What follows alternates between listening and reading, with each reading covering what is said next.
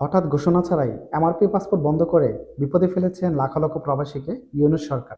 নতুন নিয়মে এই পাসপোর্ট করা বহু প্রবাসীদের পক্ষেই সম্ভব নয়। বিশেষ করে তথ্য গরমিল খুব বড় একটি সমস্যা। অধিকাংশ প্রবাসীদের কাছে অনলাইন জন্ম নিবন্ধন কাগজপত্র নেই, যদিও থাকে সেটিও ভুলভাল। এখন আপনারা জানেন, যদি পাসপোর্ট যদি সময় মতে না হয়, একামা রিনিউ করার জন্য এখন অনেকেই কিন্তু ভোগান্তির মধ্যে আছেন।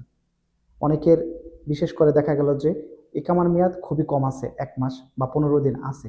সেক্ষেত্রে এখন যদি পাসপোর্ট যদি না বানাতে পারে, পাসপোর্ট যদি রিনিউ না করতে পারে, এমতো অবস্থায় কিন্তু যদি একামা এক্সপায়ার হয়ে যায়, সেক্ষেত্রে প্রবাসীকে গুনতে হবে প্রথমবার হয়ে থাকলে 500 রিয়াল।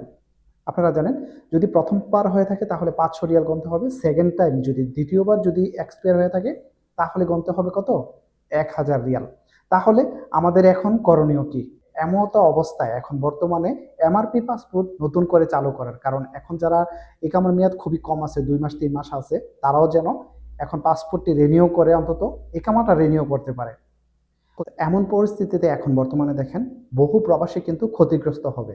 কারণ যদি সঠিক সময়ে যদি পাসপোর্ট রিনিউ না করতে পারে, সেক্ষেত্রে একামা কিন্তু রিনিউ করতে পারবে না। আর একামা যদি রিনিউ করতে না পারে তাহলে প্রথমবার হলে 500, সেকেন্ড টাইম হলে 1000 রিয়াল গুনতে হবে। এটা কিন্তু মাফ নাই। তারপরে কিন্তু দেখা গেল যে যদি একামা এক্সপায়ার হয়ে যায়, তাহলে যদি আবার কোনো চেকিংয়ে বা কোনো চেকপোস্টে যদি পুলিশে যদি আটক করে বা চেক করে যদি পুলিশে দেখে একামা এক্সপায়ার, সেক্ষেত্রে কিন্তু আবার বাংলাদেশেও পাঠা দিতে পারে। তাহলে এটা দায়ভার কে নেবে?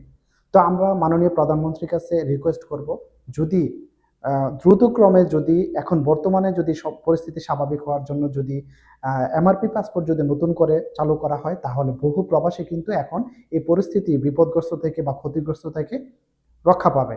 তো আমাদের রিকোয়েস্ট একটাই, আমরা এখান থেকে ভোগান্তিতে পড়তে চাই না। এখন পরিস্থিতি দেখেন, বাংলাদেশ এম্বাসিতে বলেন, তারপর প্রবাসী কল্যাণে বলেন, হিউজ পরিমাণ প্রবাসী কিন্তু এখানে সমাগম করতেছে এবং একত্রিতভাবে কিন্তু সবাই একই সমস্যার কারণে কিন্তু এখানে প্রতিনিয়ত আসতেছে।